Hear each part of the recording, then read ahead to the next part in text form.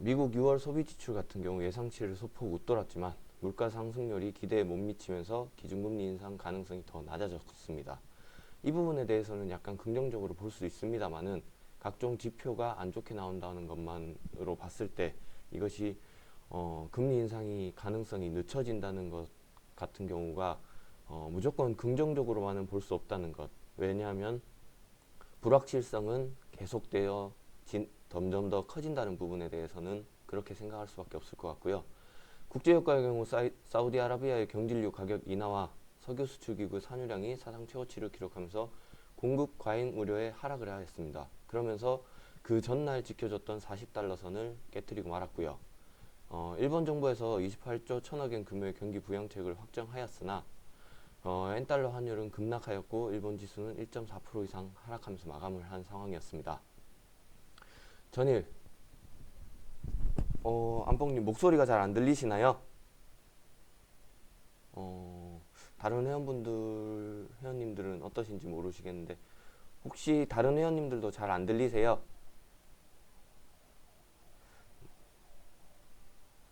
제가 그럼 목소리를 조금 더 크게 말씀드리도록 할게요. 네, 전일 코스피, 코스닥 전부 약한 흐름을 보여주었는데요. 코스피 같은 경우 24.24포인트를 하락한 1994.79포인트 2000선을 내주고 말았고요. 코스닥 같은 경우도 계속 외줄타기로 지켜오던 700선을 내주고 말았습니다.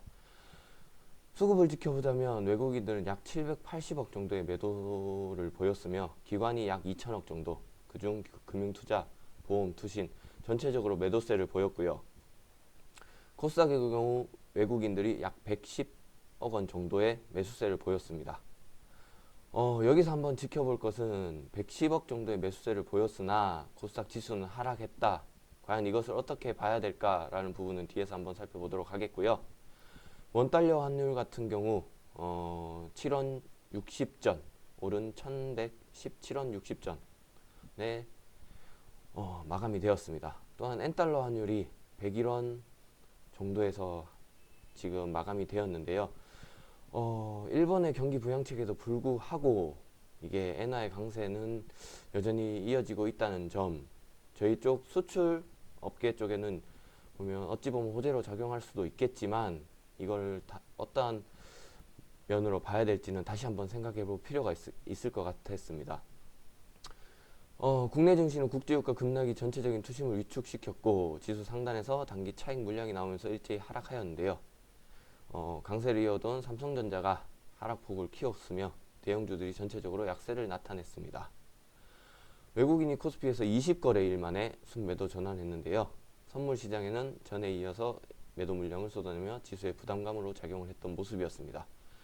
지금 뭔가 정책적인 공백기인 상황에서 단기 차익 실현 매물의 박스권 조정 기간이 이어질 것으로 전망이 되고요. 자, 그럼 코스피 시장 한번 살펴보시죠. 말씀드렸듯이 지수가 20포인트 이상 1.2% 하락하면서 마감을 했습니다. 장 초반부터 약한 모습을 보였고요. 9시 이후 어느 정도 지나면서 반등을 꾀하는가 싶더니 거기에서 지지부진한 모습을 보였고 장막판 동시호가 때 물량들이 나오면서 지수를 조금 더 하락폭을 키운 모습이었습니다. 장 초반 삼성전자와 함께 대형주들이 약세를 보이는 모습이었습니다. 중반 어느 정도 반등이 나왔지만 기관 외국인들이 거기에 매수에 가담을 하지 않으면서 일단 반등폭이 제한적이었으며 후반적 이제 반등을 이끌 만한 수급 주체가 없던 상황에서 전체적인 약세의 흐름으로 이어지며 추가적인 매도 물량의 2천서를 이탈하고 말았습니다.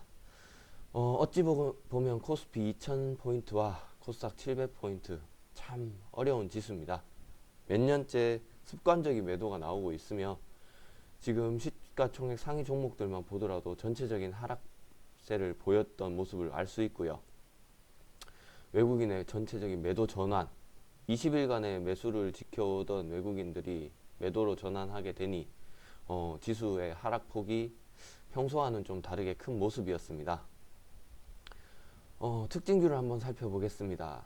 삼성 SDI 현금성 자산을 이용한 OLED 반도체 소재 부문 M&A를 기대한다는 소식에 4.67% 상승하며 마감했는데요. 이것과 더불어 어제 삼성에서 지금 인수 소식 기사가 하나 나왔었죠. 그 피아트 크라이슬러 자회사인 마그네티 마렐리 인수를 검토를 하고 있다. 이게 완전 인수를 했을 때 그 인수 금액이 약 3조 3천억이었나요? 그 정도가 넘어간다는 모습인데 삼성이 전기차 시장에 얼만큼 확실하게 들어설 거냐는 그러한 기대감도 어느 정도 있지 않았나 생각이 들고요. 강원랜드 같은 경우 국민의당 의원에서 새만금 내국인 카지노 설립을 추진한다는 소식에 경쟁사가 들어오는 것이 아니냐는 우려에 약 3.7% 정도 하락하면서 마감을 하였는데요. 이것 또한 강원랜드에서 지금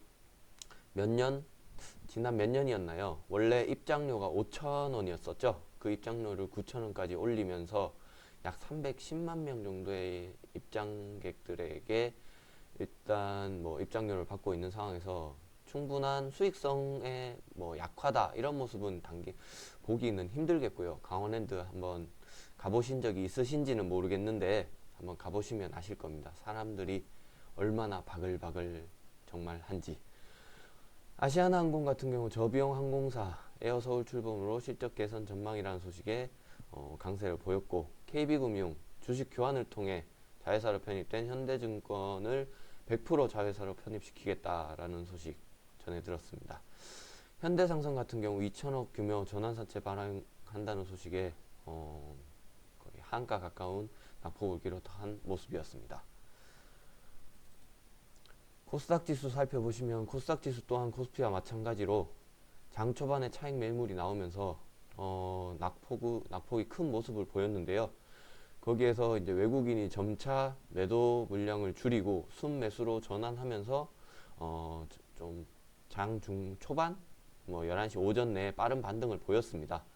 그리고 나서 지지부진한 모습을 보이다가 장 후반 외국인들이 매수 물량을 조금 늘렸음에도 불구하고 막판에 하락을 하면서 700포인트까지 올려놓는 데는 실패를 하였습니다. 외국인들은 약 110억 원 정도 매수를 기록하였는데요. 지수가 하락하였습니다만은 외국인들이 그래도 코스닥 같은 경우는 기존에 매도를 보였던 외국인들이 순매수로 전환을 하면서 마감을 하였다는 점, 이 점은 조금 고무적으로 생각을 해봐야 되지 않을까 하는 생각이 들고요. 시가총액 상위 종목들 살펴보시면 셀트리온이 보합권 주변에 약세를 보였습니다만 오랜만에 카카오가 하락을 멈춰 주었고요. 로엔, 메디톡스, SK머트리얼즈 같은 경우 큰 폭의 반등세를 기록하였던 모습이었습니다. 케어젠도 약 4% 이상, 휴젤 등 코스닥 대형주들은 어느 정도 큰 반등세를 기록한 모습도 보여줬었는데요. 이와는 반대로 지속적으로 CJENM 같은 경우 이틀 2거래 연속 큰 폭의 하락세를 보이는 모습이었습니다. 특징주를 한번 살펴보자면 어제 갤럭시 노트 7에 관한 기사들이 매우 많이 나왔습니다. 그러면서 홍채인식 관련주로 인식이 되었던 삼본정밀전자가 큰 폭의 상승세를 보였습니다. 그리고 보면 파워로직스 같은 경우 장 초반 큰 폭의 상승세를 보이며 출발하였습니다만 이거를 연속 차익 물량이 나오면서 하락 마감하는 모습이었고요. 코렌 같은 경우도 카메라 렌즈 모듈을 개발하는 업체로 상한가를 기록한 모습이었습니다. PNT 같은 경우 산업부 한전 쪽에서 전기차 충전 인프라 구축을 개시한다는 소식에 16% 이상 상승 마감하는 소식이었고요. GS홈쇼핑 2분기 실적이 부진하다고 나왔습니다. 그러면서도 이제 3분기 어느 정도에 대한 기대감을 보일 수도 있는데 아니면 이제 불확실성의 해소다라는 측면에서 보합권 줄이면서 조금 강세를 보이면서 마감하는 모습이었습니다. 유진테크 2분기 실적만으로 작년도 연간 실적의 매출액, 영업이익을 갈아치운 모습이었습니다. 3랜드 투자 그리고 고객사 SK 하이닉스, 삼성전자 등의 투자 확대나 이런 부분에 수혜를 입을 거란 전망에 3분기 실적 부분도 큰 폭으로 좋은 모습을 보일 거라는 소식에 강세를 보인 것으로 생각되고요. 안 좋은 소식이었습니다. 보타바이오 같은 경우 견미리 씨가 대주주로 있는 곳이기도 하지만 대주주였던 남편이 주가 혐의 조작 혐의로 구속되었습니다. 이분 같은 경우 2011년도에도 주가 조작 혐의로 징역을 살다가 보석으로 나오신 걸로 확인이 되시는데, 이러한 종목 같은 경우 투자자들의 진입을 하실 때는 정말 주의를 하셔야 될 것으로 보이고요. 정말 일반 투자자분들이 알기가 어렵다는 것을 악용한 게 아닌가라는 생각에 좀 안타까움이 더해가는 기사였던 것 같습니다. 전일 장 끝나고 나왔던 미국 증시 한번 살펴보도록 하겠습니다. 다우지수 같은 경우 유가 상승 그리고 각종 고용지표의 호조들로 인해 상승 마감하면서 마감되었는데요. 민간 고용이 전일 예상치를 상회하였고 5일 발표된 비농업 부분 신규 고용도 호조를 예상한다. 7월 서비스업 구매자 관리 지수가 전에 비해 소폭 하락하였지만 확장세가 이어지고 있으며 신규 주문 지수도 소폭 상승하였다. 국제유가는 미국 휘발유 재고가가 예상보다 크게 줄어들었으며 휴가철을 맞아 원유 수요가 늘어날 것으로 전망되어 약 3% 이상 상승하며 40달러 선을 다시 올려 세워놓은 모습을 보이면서 다우는 약 0.23% 상승한 모습, 나스닥 지수 같은 경우 약 0.43% 상승한 모습으로 마감을 하였습니다. 그에 따라서 국내 지수 같은 경우도 금일 좋은 모습으로 상승하여서 시작은 할 것 같은데요. 일단 금일 시장 관련 포인트 한번 지켜보겠습니다. 박스권 장세라고 말을 하는데 어쨌든 지금 700선을 넘기에 참 힘든 상황입니다. 코스피 같은 경우 연일 지속되던 외국인들의 매수세 그리고 삼성전자의 강세에도 불구하고 각종 일반적인 다른 종목들 같은 경우에 약세를 보이면서 그게 2020선, 2030선 그 주변에서 지금 하락하는 모습을 보여서 어제 2000선 밑으로까지 빠지는 모습을 보였는데요. 금일 지금 시장이 하락해서 한다면 다시 2000선 정도는 다시 노려볼 것으로 생각이 되는데, 일단 거기에서 어떻게 장 초반 반등을 했을 때 시가를 지키느냐, 그리고 그 시가를 지키는 데 있어서 외국인들의 수급이나 기관들의 수급은 어떻게 나올 것이냐, 이런 부분에 대해서 주목을 한번 해봐야 될 것 같고요. 약해진 외국인의 순매수 강도, 20일간 지속되었던 매수가 약해졌다는 모습, 좀 전에 말씀드린 것과 일맥상통할 수도 있는데요. 매수 강도가 약해졌습니다만 오늘 같은 경우 지수가 상승할 때 어떤 흐름을 보이느냐에 대한 부분 꼭 한번 지켜보시길 바라야 될 것 같습니다. 지금 오늘 같은 경우 반등을 해서 시작한다고 하더라도 큰 폭의 상승, 뭔가의 불확실성을 해소를 하기에는 불안한 모습일 것 같고요. 단기로서 이제 2000선 위로 올라가면서 스텝 바이 스텝 한 발자국씩 한 계단씩 올라가야 되는 상황이 아닌가 싶습니다. 기업들의 실적이 발표가 되는 시점에서 그러한 실적 발표의 불확실성, 기대감으로 올라갔던 종목들 같은 경우에는 분명히 그 실적 발표라는 뭔가 기대했던 이벤트가 나왔습니다. 그 나온 거에 대한 기대감에 대한 괴리율은 어떤 식으로 해소가 되느냐, 차익 물량이 나오는 게 이게 사람들이 생각했던 정도만의 실적이냐, 그렇게 되면 사람들은 조금 더 큰 것을 원합니다. 뭔가 하나를 받았을 때 다음에 이걸 받으면 그거는 당연한 듯이 여겨지고요. 나는 이거보단 다음에는 더 큰 걸 받아야 된다. 거기에서 조금이라도 줄어들면 실망하는 모습들을 보이는 게 사람의 심리이고 습성입니다. 그렇다 보니 아무리 실적 기대감이 좋다, 그래서 2분기 실적이 잘 나왔다 하더라도 그러면 3분기 실적은 더 기대감을 가지게 마련이거든요.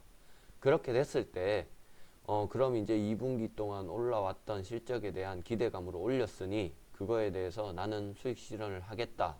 그러면서 차익 물량들이 나오고 있는 모습, 기관들에 대해서도 지속적인 매도세가 나오는 모습은 이것으로 보여질 수 있고요.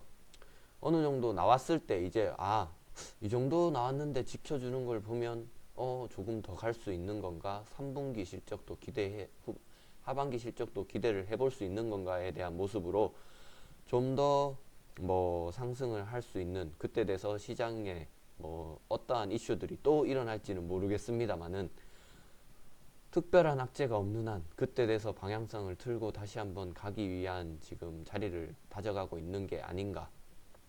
어찌되었건 지수의 2000선 위에서 내려와서 지금 2000선 부근에서 다시 놀고 있다고 하니까 조금 얘기가 이상한데요.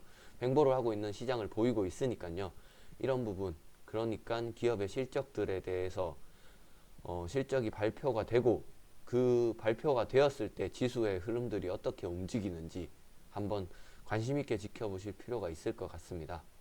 그래서 중소형 실적주의 견조함, 실적이 잘 나오는 종목들 어느 정도 차익 물량이 나오는 모습들을 보이고 있습니다만은 다시 올려 세우는 모습들을 보이는 종목들이 많습니다. 특히 반도체, IT 업종들 같은 경우 시장의 실적 기대감으로 인해 상당한 큰 폭으로 상승을 해주었는데도 불구하고 며칠간의 조정 이후 다시금 나는 내 갈 길을 가련다 하면서